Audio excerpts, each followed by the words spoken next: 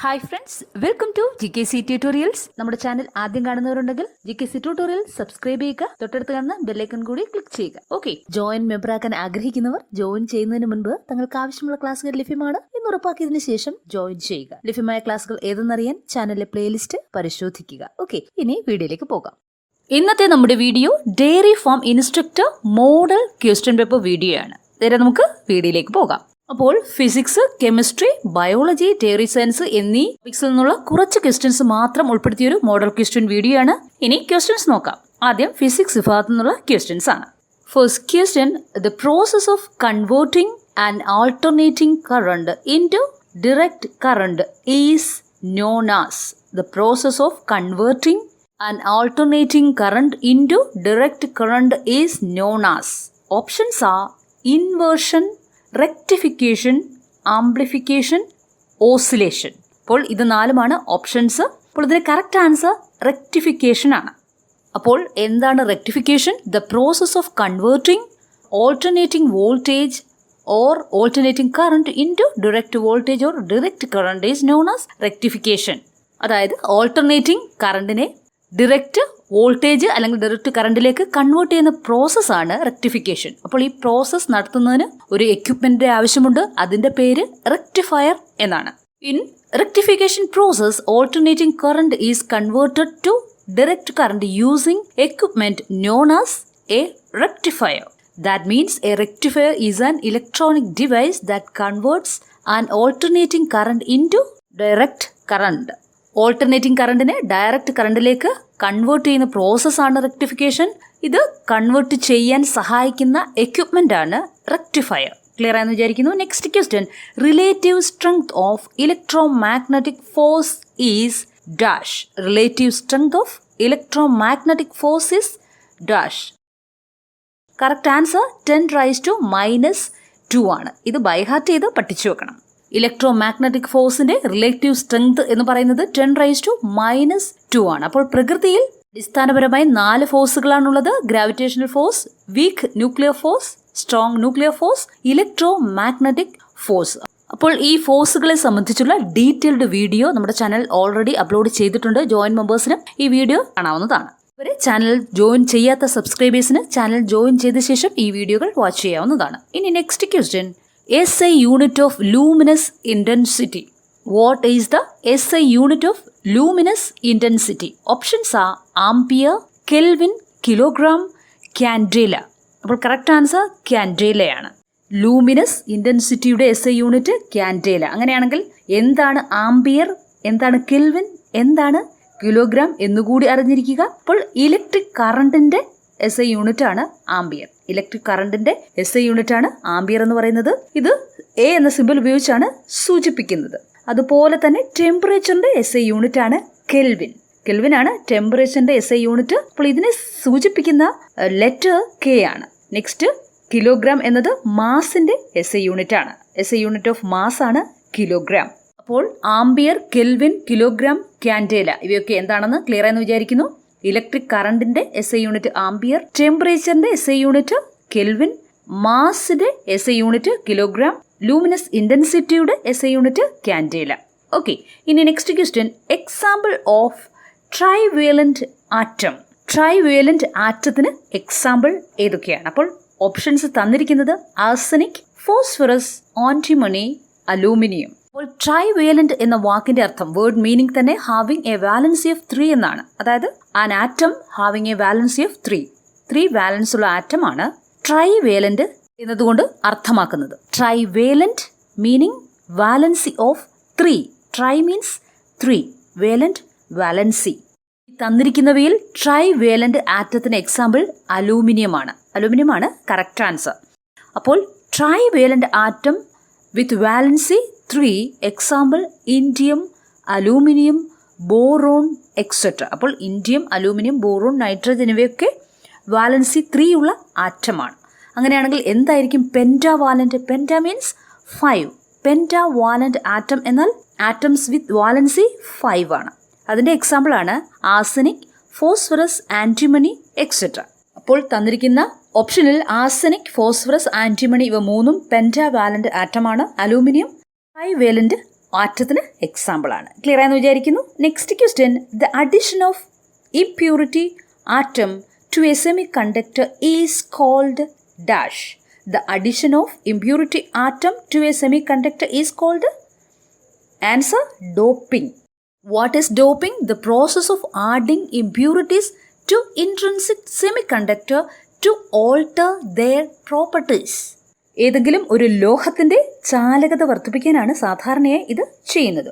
ഏതെങ്കിലും ഒരു semi കണ്ടക്ടറിൻ്റെ properties change ചെയ്യാൻ വേണ്ടി അതിൽ ഇംപ്യൂരിറ്റീസ് ആഡ് ചെയ്യുന്ന പ്രോസസ്സാണ് ഡോപ്പിംഗ് എന്നത്. ക്വസ്റ്റ്യൻ ഇതാണ്, the addition of impurity atom to a semiconductor is called dash. Correct answer doping. ഇനി next question, mass number is equal to dash. Mass number is equal to dash. അപ്പോൾ ഇത് chemistry വിഭാഗത്തിൽ നിന്നുള്ള ഒരു question ആണ്. ഇതിൻ്റെ options നോക്കാം. Number of proton plus number of electron. Next option, number of electron plus number of neutron. Next, number of proton plus number of neutron. Last option, number of proton plus number of positron. ഇത് വളരെ ചെറിയ ക്ലാസ്സിൽ തന്നെ പഠിച്ചിട്ടുള്ള ഒരു question ആണ്. അതായത് പ്രോട്ടോണിൻ്റെയും ന്യൂട്രോണിൻ്റെയും എണ്ണത്തിൻ്റെ ആകെത്തുകയാണ് മാസ് നമ്പർ എന്ന് പറയുന്നത്. പ്രോട്ടോണിൻ്റെയും ന്യൂട്രോണിൻ്റെയും എണ്ണത്തിൻ്റെ തുകയാണ് മാസ് നമ്പർ. അപ്പോൾ കറക്റ്റ് ആൻസർ ഏതായിരിക്കും? Number of proton plus number of neutrons. അപ്പോൾ what is mass number? The mass number is also called atomic mass number or nuclear number is the total number of protons and neutrons. അപ്പോൾ പ്രോട്ടോണിനെയും ന്യൂട്രോണിനെയും ഒരുമിച്ച് പറയുന്ന പേര് nucleons എന്നാണ്. Protons plus neutrons together known as nucleons. അപ്പോൾ what is nucleons? Protons and neutrons. ഇതിനെ ഒരുമിച്ച് പറയുന്ന പേരാണ് ന്യൂക്ലിയോൺസ്. അപ്പോൾ മാസ് നമ്പറിൻ്റെ ഡെഫിനിഷൻ എന്താണ്? The mass number is defined as the total number of proton and neutrons in an atom. ഒരു ആറ്റത്തിലെ പ്രോട്ടോണിൻ്റെയും ന്യൂട്രോണിൻ്റെയും total നമ്പറിനെ പറയുന്ന പേരാണ് മാസ് നമ്പർ. അപ്പോൾ ഒരു എക്സാമ്പിൾ നോക്കിയാൽ എങ്ങനെയാണ് മാസ് നമ്പർ കാൽക്കുലേറ്റ് ചെയ്യുന്നത്? ഫോർ എക്സാമ്പിൾ, ലിഥിയത്തിൻ്റെ മാസ് നമ്പർ എന്നത് 7 ആണ്. അതെങ്ങനെയാണ് കാൽക്കുലേറ്റ് ചെയ്യുന്നത്? ലിഥിയത്തിന് 3 ഇലക്ട്രോണുകളും 4 ന്യൂട്രോണുകളും 3 പ്രോട്ടോണുകളുമാണ് ഉള്ളത്. അപ്പോൾ എങ്ങനെയാണ് മാസ് നമ്പർ കാൽക്കുലേറ്റ് ചെയ്യുന്നത്? പ്രോട്ടോണിൻ്റെയും ന്യൂട്രോണിൻ്റെയും എണ്ണമാണ്. അങ്ങനെയാണെങ്കിൽ എന്തായിരിക്കും ലിഥിയത്തിൻ്റെ മാസ് നമ്പർ? 4 ന്യൂട്രോണും 3 പ്രോട്ടോണും. അങ്ങനെയാണെങ്കിൽ ടോട്ടൽ 7. അങ്ങനെയാണ് ലിഥിയത്തിൻ്റെ മാസ് നമ്പർ 7 ആകുന്നത്. ഓക്കെ, ഇനി next question, neutron was discovered by dash. Neutron was discovered by dash. അപ്പോൾ ഓപ്ഷൻസ് തന്നിരിക്കുന്നത് Chadwick, Rutherford, Niels Bohr, J Thomson. ന്യൂട്രോൺ കണ്ടുപിടിച്ചത് ആരാണ്? ജെയിംസ് ചാഡ്വിക് ആണ്. അപ്പോൾ ന്യൂട്രോൺ ജെയിംസ് ചാഡ്വിക് 1932 കണ്ടുപിടിച്ചത്. അദ്ദേഹത്തിൻ്റെ ഈ ഡിസ്കവറിക്ക് അദ്ദേഹത്തിന് 1935 നോബൽ പ്രൈസ് ഇൻ ഫിസിക്സ് ലഭിച്ചിട്ടുണ്ട്. ജെയിംസ് ചാഡ്വിക് ഒരു നോബൽ പ്രൈസ് വിന്നറാണ് ഫിസിക്സിൽ. അദ്ദേഹത്തിന് നോബൽ പ്രൈസ് ലഭിച്ചത് 1935. ഏത് കണ്ടുപിടുത്തത്തിനാണ് നോബൽ പ്രൈസ് ലഭിച്ചത്? ന്യൂട്രോണിന്റെ കണ്ടുപിടുത്തത്തിനാണ്. ഓപ്ഷനിലുള്ള ബാക്കി 3 പേർ റൂദർഫോർഡും ജെ തോംസണുമാണ്. അപ്പോൾ പ്രോട്ടോൺ കണ്ടെത്തിയ വ്യക്തിയാണ് റൂദർഫോർഡ്, ഇലക്ട്രോൺ കണ്ടെത്തിയ വ്യക്തിയാണ് ജെ തോംസൺ. അപ്പോൾ ചാഡ്വിക് ന്യൂട്രോൺ കണ്ടുപിടിച്ച വ്യക്തിയാണ്, റൂദർഫോർഡ് പ്രോട്ടോൺ കണ്ടെത്തിയ വ്യക്തിയാണ്, ജെ തോംസൺ ഇലക്ട്രോൺ കണ്ടെത്തിയ വ്യക്തിയാണ്. ഇനി next question, factors affecting equilibrium. Factors affecting equilibrium. Options are concentration, temperature, pressure, all of the above. Concentration, temperature, pressure, all of the above. All of the above എന്നാൽ മുകളിൽ പറഞ്ഞവയെല്ലാം എന്നർത്ഥം. അപ്പോൾ ഏതൊക്കെ factors ആണ് ഇക്വിലിബ്രിയത്തെ affect ചെയ്യുന്നത്? Options concentration, temperature, pressure, all of the above. അപ്പോൾ correct answer option 4 ആണ്. അതായത് ഓൾ ഓഫ് ദി എബോവ്. അതായത് ഈ തന്നിരിക്കുന്ന ഓപ്ഷൻ എല്ലാം ഇക്വിലിബ്രിയത്തെ ബാധിക്കുന്ന ഫാക്ടേഴ്സ് ആണ്. എന്താണ് equilibrium? Equilibrium is the state which the rate of the forward reaction is equal to the rate of backward reaction. Forward റിയാക്ഷനും ബാക്ക്വേർഡ് റിയാക്ഷനും ഈക്വൽ ആണെങ്കിൽ എന്തായിരിക്കും ആ വസ്തുവിന്റെ സ്റ്റേറ്റ് എന്ന് ഊഹിക്കാം. അതാണ് equilibrium. What are the factors affecting equilibrium? The systems, temperature, pressure, concentration, all are the factors that influence equilibrium. Next question, which is not an example of a polysaccharide? Which is not an example of a polysaccharide? Options are starch, fructose, cellulose, glycogen. അപ്പോൾ correct answer fructose ആണ്. അപ്പോൾ സാക്കറൈഡുകളെ കുറിച്ച് നമ്മൾ detail ആയിട്ടുള്ള video upload ചെയ്തിട്ടുണ്ട്, കാണാത്തവർ എടുത്ത് കാണുക. അപ്പോൾ പോളിസാക്കറൈഡ്സിന് എക്സാമ്പിൾ ഫ്രക്ടോസ് ആണ്. Next question, depending the ability to exchange energy and matter with the surrounding system are classified in two. ഊർജവും ദ്രവ്യവും എക്സ്ചേഞ്ച് ചെയ്യാനുള്ള എബിലിറ്റിയുടെ അടിസ്ഥാനത്തിൽ എത്ര ക്ലാസിഫൈ ചെയ്തിരിക്കുന്നു, അത് ഏതൊക്കെയാണ്? തന്നിരിക്കുന്ന ഓപ്ഷൻസ് ഇവയൊക്കെയാണ്. Open system, closed system, macroscopic system. രണ്ടാമത്തെ option closed system, isolated system, macroscopic system. മൂന്നാമത്തെ option open system, closed system, isolated system. നാലാമത്തെ option macroscopic system, isolated system, dynamic system. അപ്പോൾ ഇതിൻ്റെ correct answer open system, closed system and isolated സിസ്റ്റമാണ്. Energy exchange ചെയ്യാനുള്ള കഴിവിൻ്റെ അടിസ്ഥാനത്തിൽ 3 തരംതിരിച്ചിരിക്കുന്നു: open system, closed system, isolated system. അപ്പോൾ ഇനി എന്താണ് ഓപ്പൺ സിസ്റ്റം? സറൗണ്ടിങ്സിനോടൊപ്പം മാറ്ററും എനർജി എക്സ്ചേഞ്ച് ചെയ്യാൻ കഴിവുള്ളതാണ് ഓപ്പൺ സിസ്റ്റം. എന്നാൽ ക്ലോസ്ഡ് സിസ്റ്റത്തിൽ എനർജി മാത്രമേ എക്സ്ചേഞ്ച് ചെയ്യാൻ സാധിക്കുകയുള്ളൂ, മാറ്റർ എക്സ്ചേഞ്ച് ചെയ്യാൻ സാധിക്കുകയില്ല. അപ്പോൾ എന്തായിരിക്കും ഐസൊലേറ്റഡ് സിസ്റ്റം? ഇത് രണ്ടും എക്സ്ചേഞ്ച് ചെയ്യാൻ സാധിക്കാത്ത സറൗണ്ടിങ്സ് ആണ് ഐസൊലേറ്റഡ് സിസ്റ്റത്തിൽ ഉള്ളത്. അപ്പോൾ ഇത്രയേ ഉള്ളൂ വ്യത്യാസം. ഓപ്പൺ സിസ്റ്റത്തിൽ എനർജി മാറ്ററും എക്സ്ചേഞ്ച് ചെയ്യാൻ സാധിക്കും, ക്ലോസ്ഡ് സിസ്റ്റത്തിൽ എനർജി മാത്രമേ എക്സ്ചേഞ്ച് ചെയ്യാൻ സാധിക്കുകയുള്ളൂ, ഐസൊലേറ്റഡ് സിസ്റ്റത്തിൽ എനർജിയും മാറ്ററും എക്സ്ചേഞ്ച് ചെയ്യാൻ സാധിക്കില്ല. Open system which is both matter and energy is being exchanged with the surroundings. What is closed system? Closed system in which only energy is being exchanged with the surrounding. What is isolated system? Isolated system which no matter or energy is being exchanged with the surroundings. That means an isolated system does not exchange matter or energy with its surroundings. Next biology വിഭാഗത്തു നിന്നുള്ള കുറച്ച് questions കൂടി നോക്കാം. Powerhouse of the cell. സെല്ലിൻ്റെ powerhouse എന്നറിയപ്പെടുന്നത് എന്താണ്? Mitochondria. Powerhouse of the cell, കോശത്തിൻ്റെ powerhouse എന്നറിയപ്പെടുന്നത് മൈറ്റോകോൺട്രിയ ആണ്. അപ്പോൾ എന്താണ് മൈറ്റോകോൺട്രിയ? കോശത്തിൻ്റെ ജൈവരാസ പ്രവർത്തനങ്ങളെ ശക്തിപ്പെടുത്തുന്നതിനാവശ്യമായ രാസ ഊർജം ഉൽപ്പാദിപ്പിക്കുന്ന ഒരു കോശ അവയവമാണ് മൈറ്റോകോൺട്രിയ എന്നത്. Mitochondria are often referred to as a powerhouse of the cell. Their main function is to generate the energy necessary to power cells. But mitochondria ഉൽപ്പാദിപ്പിക്കുന്ന രാസ ഊർജത്തിന് പറയുന്ന പേരാണ് അഡിനോസിൻ ട്രൈഫോസ്ഫേറ്റ്. അഡിനോസിൻ ട്രൈഫോസ്ഫേറ്റിന് ഒരു ഷോർട്ട് ഫോം ഉണ്ട്, ATP. ഇപ്പോൾ question പേപ്പറിൽ ATP എന്ന് മാത്രവും ചോദിക്കാവുന്നതാണ്. ഇപ്പോൾ മൈറ്റോകോൺട്രിയ ഉൽപ്പാദിപ്പിക്കുന്ന രാസ ഊർജത്തിന്റെ പേരാണ് adenosine triphosphate. Mitochondria break down the glucose into an energy molecule known as adenosine triphosphate. It's used as a fuel to various other cellular processes. Next question, which sequence is correct? Options are phylum, order, genus, class. Next option, order, class, phylum, kingdom. Next option, kingdom, species, family, phylum. Last option, phylum, kingdom, genus, species. അപ്പോൾ ഇതിൻ്റെ correct answer order, class, phylum, kingdom എന്നാണ്. അപ്പോൾ ഇത് വളരെ ചെറിയ ക്ലാസ്സിൽ തന്നെ നമ്മൾ പഠിച്ചിട്ടുള്ളതാണ്. ജീവജാലങ്ങളുടെ വർഗീകരണം, അതായത് ജീവശാസ്ത്രപരമായ വർഗീകരണം. ഇതിന് ഇംഗ്ലീഷിൽ ടാക്സോണമിക് റാങ്കിങ് എന്നാണ് പറയുന്നത്. ടാക്സോണമിക് റാങ്കിങ്, ജീവജാലങ്ങളുടെ വർഗീകരണത്തെ പറയുന്ന പേരാണ് ടാക്സോണമിക് റാങ്കിങ്. പാരമ്പര്യ ശ്രേണിയിലെ ജീവജാലങ്ങളുടെ വർഗീകരണം.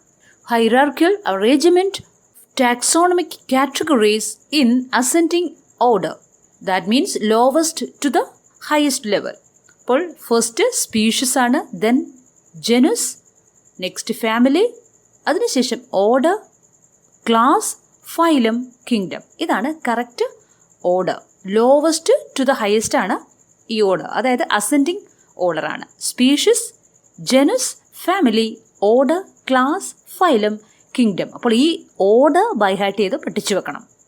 Next, living things are divided into 5 kingdoms. That means animal, plant, fungi, protist and Muneera.